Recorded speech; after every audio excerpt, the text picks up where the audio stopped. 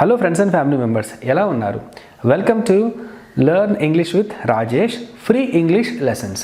ఈరోజు మనం మాట్లాడుకోబోయే topic class room English. ఈ క్లాస్ రూమ్ ఇంగ్లీష్ అనేది కాంటెంపరీ టీచర్స్కి చాలా బాగా ఉపయోగపడుతుంది. మీరు సబ్జెక్టులో ఎక్స్పర్ట్ కావచ్చు, కానీ క్లాస్ రూమ్లో ఇంగ్లీష్ మాట్లాడడంలో కొంచెం వీక్ కావచ్చు. అలాంటి వారి కోసం, అంతేకాకుండా ఎవరైతే కొత్తగా ఇంగ్లీష్ ప్రొఫెషన్ని స్టార్ట్ చేశారో, ప్రైవేట్ సెక్టర్లో ఎవరైతే టీచర్స్గా వర్క్ చేస్తున్నారో, అదే రకంగా ఎవరైతే గవర్నమెంట్ టీచర్స్గా వర్క్ చేస్తున్నారో, ఎవరైతే టీచర్స్ అవుదాం అనుకుంటున్నారో వాళ్ళందరికీ కూడా ఎంతో బాగా ఉపయోగపడే లెసన్ అండి ఇది. సో దీనికి ముందు ఇంకొక వీడియో కూడా నేను చేయడం జరిగింది. మీకు ఈ వీడియో చూసిన తర్వాత కావచ్చు, లేకపోతే ఈ వీడియో చూసే ముందు కావచ్చు, మీరు ఆ వీడియోని కూడా చూడగలరు. సో తద్వారా మీకు క్లాస్ రూమ్లో ఇంగ్లీష్ లాంగ్వేజ్ అనేది ఎలా ఉపయోగించుకోవాలన్న విషయంపై మీకు పూర్తి అవగాహన అనేది వస్తుంది. ఇదంతా కూడా నేను ఎలా చేశానంటే, ఒక స్టూడెంట్ని మనం ఏ విధంగా ఇన్స్ట్రక్ట్ చేస్తాం అన్న ఉద్దేశంతోనే నేను మీకు రకరకాల ఎక్స్ప్రెషన్స్ అన్నిటినీ కూడా నేను బోర్డుపై రాసి నేను ఎక్స్ప్లెయిన్ చేయడం అనేది గత క్లాస్లో జరిగింది, ఈ క్లాసులో కూడా జరగబోతుంది. ఫ్రెండ్స్, ఇంకెందుకు లెసన్లోకి వెళ్ళిపోదాం సూటిగా సుత్తి లేకుండా. సో మన క్లాస్ రూమ్లో డిఫరెంట్ సిచ్యువేషన్స్ ఉంటాయండి. ఆ సిచ్యువేషన్ అన్నిటిని నేను ఎక్స్ప్లెయిన్ చేస్తూ ఆ సిచ్యువేషన్కి మనం ఏ ఇంగ్లీష్ ఎక్స్ప్రెషన్ మనం ఉపయోగించాలో నేను మీకు ఎక్స్ప్లెయిన్ చేస్తాను. ఫ్రెండ్స్, మీరు క్లాస్కి వచ్చారు, వచ్చిన తర్వాత పిల్లలు సిట్ రైట్ అయ్యారు, అయిన తర్వాత పిల్లలకి ఏం చేయాలో అర్థం కావట్లేదు. అప్పుడు మీరు ఇచ్చే instructions, take out your books, మీ బుక్స్ని బయటికి తీయండి అని మీరు చెప్తారు. తర్వాత దీనికి మీరు యాడ్ ఆన్స్ చేసుకోవచ్చండి. Take out your books, take out your pens, take out your pencils, take out your eraser, take out your water bottle. మీరు ఏదైనా చెప్పొచ్చు, అన్నిటికీ కూడా ఈ ఎక్స్ప్రెషన్ అనేది అప్లికబుల్ అవుతుంది. ఫ్రెండ్స్, తర్వాత మనము బుక్స్ని బయటికి తీసిన తర్వాత మనం ఎక్సర్సైజ్ చేస్తూ ఉంటాం. కొన్నిసార్లు in the middle of the exercise మనము క్లాసు ఆపి ఉండవచ్చు, ఒక ఎక్సర్సైజ్ని మనం కంప్లీట్ చేసి ఉండవచ్చు. అలాంటి సందర్భాలలో మనము పిల్లల్ని అడిగేది ఏంటంటే, which exercise are we doing, అంటే మనము ఏ ఎక్సర్సైజ్ చేస్తున్నాము, ఏ ప్రాబ్లం చేస్తున్నాం. Which problem are we doing, which sum are we doing, ఏ ప్రాబ్లం మనము చేస్తున్నాము. తర్వాత which question are we reading, which lesson are we learning, అంటే మనం ఏ లెసన్ నేర్చుకుంటున్నాము అనే రకంగా కూడా మనము అడగచ్చు. ఫ్రెండ్స్, ఈ ఒక్కొక్క ఎక్స్ప్రెషన్తో మనము కొన్ని పదుల సంఖ్యలో మన ఎక్స్ప్రెషన్స్ కూడా తయారు చేసుకోవచ్చు. ఫ్రెండ్స్, తర్వాత మీరు క్లాసులోకి వచ్చారు, వచ్చిన తర్వాత మీరు హోంవర్క్ని చెక్ చేయాలని చెప్పి అనుకున్నారు. హోంవర్క్ని చెక్ చేయాలని చెప్పి అనుకున్నప్పుడు మీరు పిల్లల్ని ఒక క్వశ్చన్ అడుగుతారు ఏంటంటే, have you done your homework, మీరు మీ హోంవర్క్ని చేశారా. అదే రకంగా దీన్ని ఇలా కూడా అనుకోవచ్చు, did you complete your homework, మీ హోంవర్క్ని మీరు చేశారా అని కూడా అనొచ్చు. దీన్ని లంచ్ చేశారా, బ్రేక్ఫాస్ట్ చేశారా అనే సందర్భాల్లో కూడా మనం ఇక్కడ అడగొచ్చు. ఫ్రెండ్స్, స్నాక్స్ తిన్నారా అని కూడా అడగొచ్చు. చూడండి, have you completed your breakfast, have you completed your lunch, మనం అలా కూడా మనం అడగొచ్చు. ఫ్రెండ్స్, నెక్స్ట్ మనం ఏదో మాట్లాడుతున్నప్పుడు మనకి క్లాస్ చెప్తూ ఉన్నప్పుడు సడన్గా మన క్లాస్కి ప్రిన్సిపల్ రావటమో, లేకపోతే ఒక నోటీస్ పట్టుకొని ఎవరైనా రావటమో జరిగింది. అలా జరిగినప్పుడు పిల్లలందరూ చాలా ఈగర్గా మీ లెసన్ వింటూ ఉన్నారు, చాలా కాన్సన్ట్రేషన్తో వింటూ ఉన్నప్పుడు మీరు ఎవరిని డిస్టర్బ్ చేయకుండా మీరు ఏమనాలంటే, జస్ట్ అ మూమెంట్ మీరు అనొచ్చు. అదే సందర్భం కాకుండా మీరు డౌట్స్ని క్లారిఫై చేసే విషయంలో ఒక స్టూడెంట్ మీ దగ్గరికి వచ్చినప్పుడు, ఒక స్టూడెంట్కి ఒక డౌట్ క్లారిఫై చేస్తున్నప్పుడు, మరొక స్టూడెంట్ మిమ్మల్ని ఏదైనా డౌట్ అడుగుతున్నప్పుడు మీరు ఆ స్టూడెంట్ కూడా చూపించవచ్చండి, ఇలా జస్ట్ ఎ మూమెంట్ అని మీరు చెప్పవచ్చు. ఫ్రెండ్స్, అంతేకాకుండా ఏదైనా ఒక విషయం మీరు చేస్తూ ఉన్నప్పుడు, ఒక పని మీరు చేస్తున్నప్పుడు మూడవ వ్యక్తి వచ్చి ఇంటరప్ట్ చేస్తున్నప్పుడు, అప్పుడు మీరు ఆ మూడవ వ్యక్తికి చెప్పాల్సింది ఏంటంటే, జస్ట్ ఏ మూమెంట్ అని చెప్పొచ్చు. ఫ్రెండ్స్, తర్వాత ఆ జస్ట్ ఏ మూమెంట్ కావచ్చు. నెక్స్ట్ ఏంటంటే, మీరు వెయిట్ ఫర్ ఏ మూమెంట్ అని మీరు కూడా చెప్పవచ్చు. అదే రకంగా హోల్డ్ అనే సెకండ్ అని కూడా మనము చెప్పొచ్చు. ఫ్రెండ్స్, తర్వాత ఎక్స్ప్రెషన్ మీరు చూసుకున్నట్లయితే,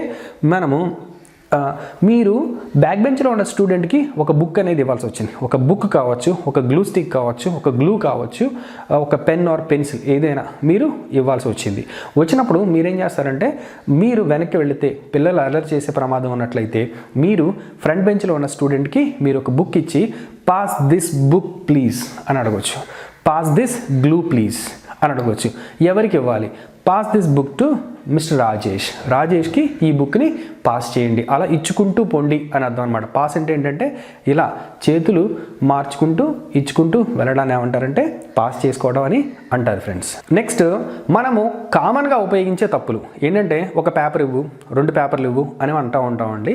అలా అనకూడదు. అసలు ఏమనాలంటే ఏ షీట్ ఆఫ్ పేపర్ అనాలి, లేకపోతే ఏ పీస్ ఆఫ్ పేపర్ అని మాత్రమే అనాలండి. చాలా చాలా ఇంపార్టెంట్. ఎందుకంటే పేపర్ అనేది మనకి ఇక్కడ అన్కౌంటబుల్ నౌన్ కాబట్టి మనం ఖచ్చితంగా అన్కౌంటబుల్ నౌన్ ముందు ఒక వర్డ్ ఆర్ ఎక్స్ప్రెషన్ మనం ఉపయోగించాలి ఫ్రెండ్స్. అందుకనే ఈ sheet of paper or a piece of paper అని మనం ఖచ్చితంగా మాట్లాడాలి ఫ్రెండ్స్. తర్వాత మీరు గమనించినట్లయితే మనం ఏదైనా ఒక లెసన్ చెప్తూ ఉంటాం. ఒక లెసన్లో ఒక ఇంపార్టెంట్ పాయింట్ మనం కొంచెం స్ట్రెస్ చేసి చెప్తాం. చెప్పినప్పుడు పిల్లల్ని కూడా మనం గట్టిగా మనతో పాటు చెప్పమని చెప్తాం. చెప్పినప్పుడు మనం ఏమనాలంటే రిపీట్ ఆఫ్టర్ మీ అనొచ్చు, లేకపోతే సే ఇట్ విత్ మీ, నాతో పాటు చెప్పండి, లేకపోతే నేను చెప్పిన తర్వాత చెప్పండి అని చెప్పడానికి మనం ఈ 2 సందర్భాలను మనము ఉపయోగిస్తాం ఫ్రెండ్స్. తర్వాత ఒక లెసన్ మీకు అర్థమైందా అని చెప్పడానికి being a teacher we should not use do you understand, are you understanding, did you understand, ఈ 3 ఫ్రేజెస్ మనము ఉపయోగించకూడదండి. ఎందుకంటే మనము నీకు అర్థమైందా అని మనం అడగొద్దండి. ఎందుకంటే లెసన్ చెప్పేది మనం కాబట్టి అర్థమయ్యేలా చెప్పాల్సిన బాధ్యత మనది కాబట్టి మనం ఏమనాలంటే am I clear, was I able to make it clear, నేను చెప్పగలిగానా బాగా, am I clear, am I very clear, was I able to make it clear అని మనము అనాలి ఫ్రెండ్స్. ఇది గుర్తుంచుకోండి, చాలా చాలా ఇంపార్టెంట్. తర్వాత పిల్లలు ఏదైనా పని చేస్తున్నారు, పని చేసేటప్పుడు చాలా బాగా వర్క్ చేస్తున్నారు, బాగా కాన్సన్ట్రేషన్ పే చేసి మీరేం చేస్తారంటే ఆ వర్క్ని మీరు ఇంటరప్ట్ చేయకుండా, డిస్టర్బ్ చేయకుండా మీరు ఏమంటారంటే కీప్ గోయింగ్, గో అహెడ్ అంటారు. ప్రిపేర్ అవుతుంటారు ఎగ్జామ్స్కి, కీప్ గోయింగ్, గో అహెడ్. లేదా ఒక కల్చరల్ యాక్టివిటీకి ప్రాక్టీస్ చేస్తుంటారు, కీప్ గోయింగ్, గో అహెడ్ అంటారు. ఎగ్జామ్స్కి ప్రిపేర్ అవుతూ ఉంటారు, కీప్ గోయింగ్, గో అహెడ్ అంటారు. ఒక ఎక్స్పెరిమెంట్ చేస్తూ ఉంటారు, కీప్ గోయింగ్, గో అహెడ్ అని చెప్పని అంటారు. తర్వాత ఒక స్టూడెంట్ మీ దగ్గరికి వచ్చి ఏదో సంథింగ్ చెప్పడానికి ట్రై చేస్తాడు. ఒక వర్డ్ ఏంటి, ఈ వర్డ్కి అర్థం కాలేదు, దీనికి సమాధానం చెప్పండి అంటారు. లేదో ఒక ఇనాక్యురేట్ ఫార్ములా మీ దగ్గరికి తీసుకురావచ్చు, వచ్చిన తర్వాత ఏదైనా అడగవచ్చు, అది అర్థం కాకపోవచ్చు మీకు. అందుకనే ఆ సందర్భంలో మీరేమడుగుతారంటే వాట్ డస్ ఇట్ మీన్, దీని అర్థం ఏంటి, అసలు ఏమనుకుంటున్నావు దీని గురించి అని అడగడానికి వాట్ డస్ ఇట్ మీన్ అని చెప్పని మనం పొలైట్ టోన్తో అడగాలి, కొంచెం గట్టిగా కాకుండా. తర్వాత ఒక అర్థం కాని పదం తీసుకొచ్చాడండి, తీసుకొచ్చిన తర్వాత ఏదో రాసుకొచ్చిన తర్వాత మనకు అర్థం కాలేదు, అప్పుడు అడుగుతామండి can you spell it please, దాని స్పెల్లింగ్ మీరు చెప్తారా అని అడుగుతామండి. తర్వాత how do you spell it, దీన్ని నువ్వు ఎలా చదువుతావు, దీని యొక్క స్పెల్లింగ్ ఏంటి అని అడగడానికి ఇవి మీకు బాగా ఉపయోగపడతాయండి. తర్వాత ఒక లెసన్ చెప్తున్నారు, చెప్పినప్పుడు ఏంటంటే ఒక స్టూడెంట్ ఒక క్వశ్చన్ అడిగాడు, అడిగిన తర్వాత వేరే స్టూడెంట్ ఇంకొక క్వశ్చన్ అడిగాడు, అలా క్వశ్చన్ అండ్ ఆన్సర్ సెషన్స్ వెళ్తూ ఉంది. వెళ్ళిన తర్వాత అంతా అయిపోయిన తర్వాత మనం అడుగుతామండి షల్ ఐ గో ఆన్, నేను లెసన్ని మళ్ళీ తిరిగి చెప్పొచ్చా, నేను కంటిన్యూ చేయొచ్చా అన్న మీనింగ్లో మనం మాట్లాడడానికి షల్ ఐ గో ఆన్ అనే పదం, షల్ ఐ గో ఆన్ అనే ఫ్రేజ్ మనకి చాలా బాగా ఉపయోగపడుతుంది ఫ్రెండ్స్.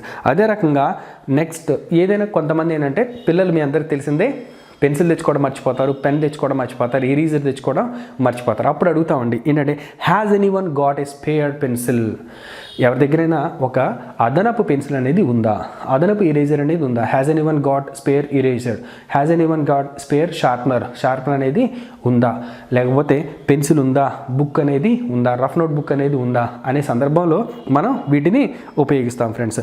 తర్వాత మనం ఒక వర్క్ ఇస్తాం, వర్క్ ఇచ్చినప్పుడు ఎవరు కంప్లీట్ చేశారు ఈ వర్క్ని అని అడగడానికి మనం ఏమంటామంటే who has finished the work, ఎవరు వర్క్ని ఫినిష్ చేశారు అని అడుగుతాం. Who has completed the task, ఎవరు టాస్క్ని కంప్లీట్ చేశారు.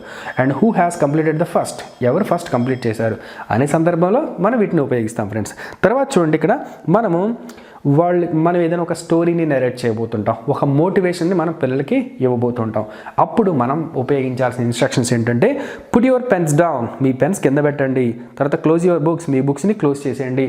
లిసన్ టు మీ, నాతో నేను చెప్పేది వినండి అని మీరు చెప్తారు ఫ్రెండ్స్. మళ్ళీ చెప్తున్నానండి, put your pens down, close your books and listen to me.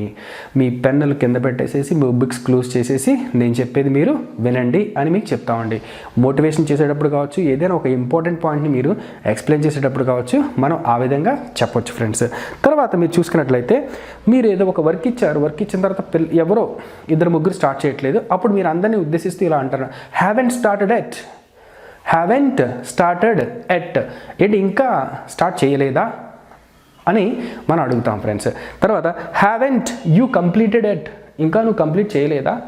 And haven't you finished it, నువ్వు దీన్ని ఇంకా ఫినిష్ చేయలేదా అనే సందర్భంలో కూడా మనం వీటిని ఉపయోగించుకోవచ్చండి. తర్వాత నేను చేసినట్టు చేయండి, నేను రాసినట్టు రాయండి అని చెప్పి అంటాం కదా, కాపీ మీ, ఫాలో మీ అని వచ్చాను ఫ్రెండ్స్. అంటే అలాగే ఉండండి, కదలొద్దు అంటాం కదా, ఫ్రీజ్. ఫ్రీజ్ అంటే కదలొద్దు అని అర్థం అనమాట. ఒక గేమ్ కూడా ఉందండి, ఫ్రీజ్ రిలాక్స్. ఫ్రీజ్ అంటే బిగిసిపోయినట్టు ఉండటం, రిలాక్స్ అంటే ఫ్రీగా అయిపోవడం అండి. అలా మన పిల్లలతో కూడా కొంచెం ఫన్నీ కాన్వర్జేషన్ అనేది మనం బిల్డ్ చేయొచ్చండి. తర్వాత స్నాప్ యువర్ ఫింగర్స్, చిటికలు వేయటాన్ని ఏమంటారంటే స్నాప్ యువర్ ఫింగర్స్ అని చెప్పని అంటారు. దీన్ని క్లిక్స్ అని కూడా అంటారండి. ఇలా చిటికలు వేయడాన్ని క్లిక్స్ అని కూడా అంటారు. Click your fingers or snap your fingers, nodding your head, nod your head, తల ఊపండి అని చెప్పంటారు.